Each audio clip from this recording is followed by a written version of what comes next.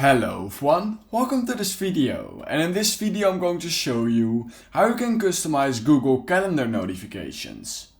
So in order to customize Google Calendar notifications, what you simply need to do is head over to Google Calendar, and this will also be able to be done over on the app version on your iPhone or Android.